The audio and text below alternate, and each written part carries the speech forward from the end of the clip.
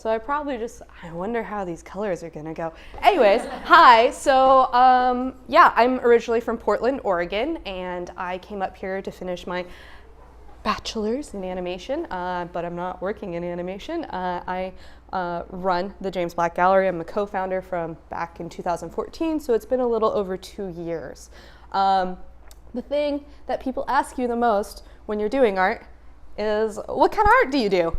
And it's kind of a hard one for me because I do a lot of things. I make installations, I do paintings, I do drawings, I do animations. I'm currently working on a website for performance artists, and recently did a zine. So it's kind of all over the place, and I view it as sort of methods to the madness, where I am learning bits and pieces that I can then put together.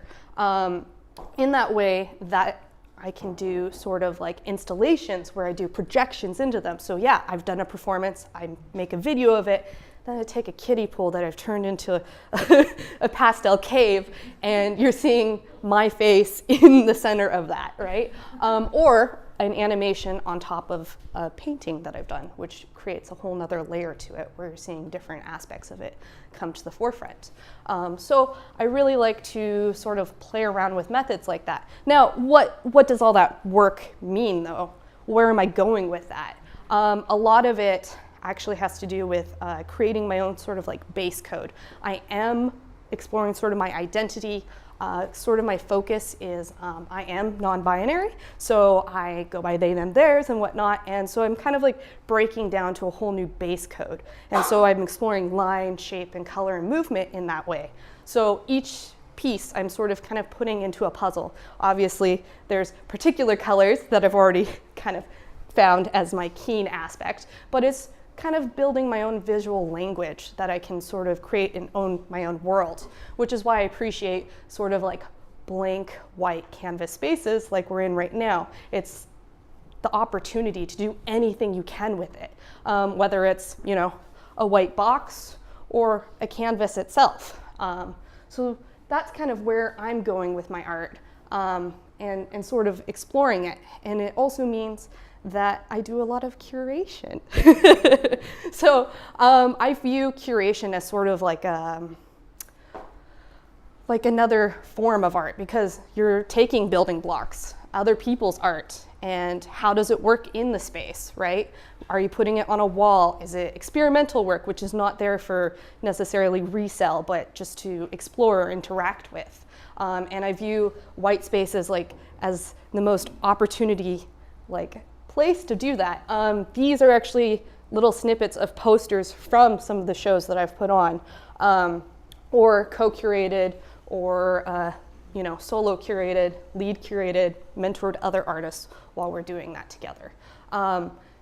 My favorite thing about this is that there are so many different ways to look at a space. You're not only looking at how the layout is, or, you know, the lighting. You're looking at how the pieces interact or have a conversation with each other.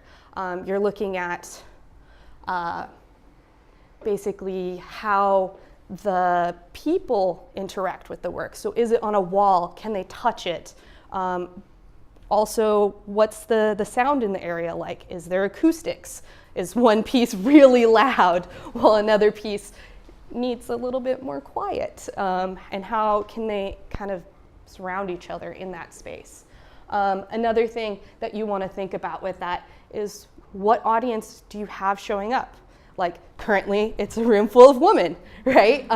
However, you know, you might find a place where it's youth culture and they really want to get their party on, or very, very serious, quiet atmosphere. So I like to think about the white box and the white space as like, yeah, there's that, but there's also so much more to it, which kind of really gets to my first show that I ever put on.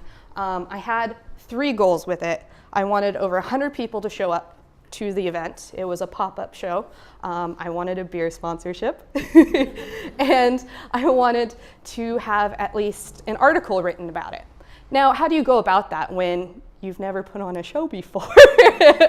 Part of it was having a simplistic idea, color theory, color, interactions that makes it much more open to the types of artists who can participate in it, but also making sure to really engage with the artists. One of the artists actually told me that I was one of the most responsive people to ever, have kind of that conversation or go back with over email, right? Sometimes you get emails back a week later or, maybe even a month later.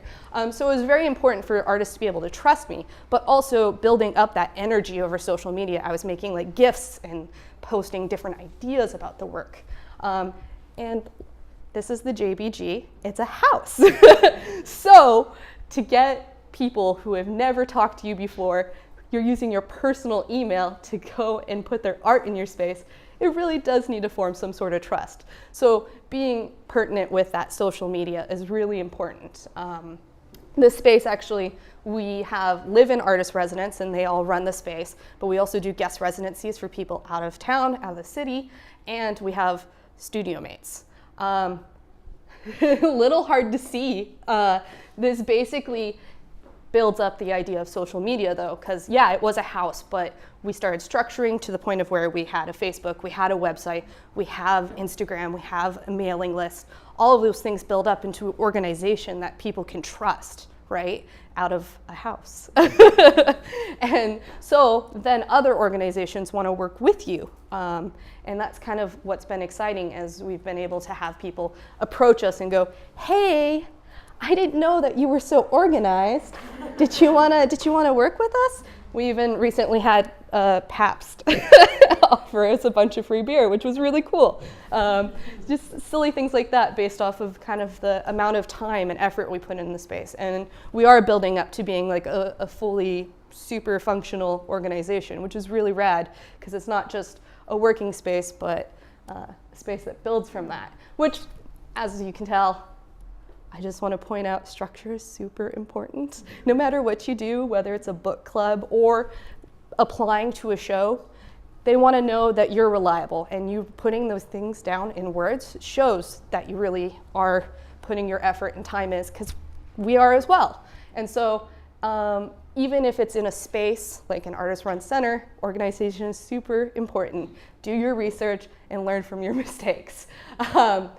I also wanted to show one of my favorite shows that I've ever put on, because I do definitely feel curation is another form of art. Basically, this was about bringing the digital and physical realm together. And we had artists from 6 different countries participate in, once again, the house, and over 30 artists. And we also, from what I know, are one of the first places to live stream an event, an art event in this city. And that got a lot of notoriety because it brought local artists and international artists together so that they were interacting with each other in like sort of, a correspondence in a way. And some of them still now know each other because of that. So I just wanted to give bits and pieces of information that I think everyone can learn from, that I've learned from in my own experiences, especially make a business account ahead of time before the money comes in. And yeah, so that's a bit about me.